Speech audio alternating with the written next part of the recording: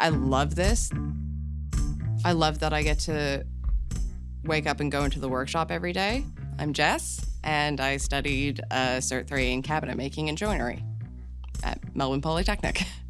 No piece of wood is the same. You always have to be really creative of how you approach it and how you use it and be mindful of how it moves over time. I like highlighting just how unique each piece is. Timber is beautiful because of its uniqueness. Solid timber is probably my favorite thing to work with because it's always different. There's a lot more stuff that you have to do to solid timber to make it beautiful, to make it, to bring out its uniqueness. I did the pre-app because it's like a 3-month intensive course. I always liked refurbishing stuff. I just realized how little I knew.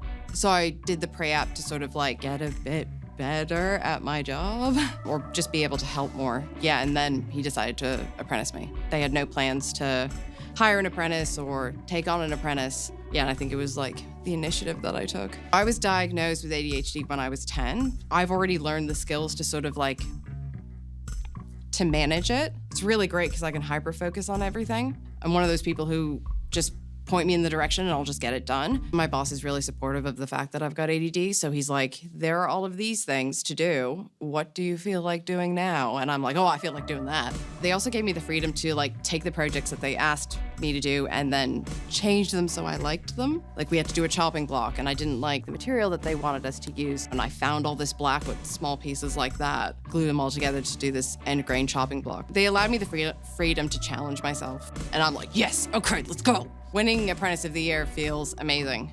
I worked really hard on my final project and my folio. It was kind of my goal a little bit. At the very beginning of my 4th year, I was like, oh, this is a thing that I can achieve. It feels really good, especially being a female in the industry, as well as all the people who are neurodivergent and are in trades.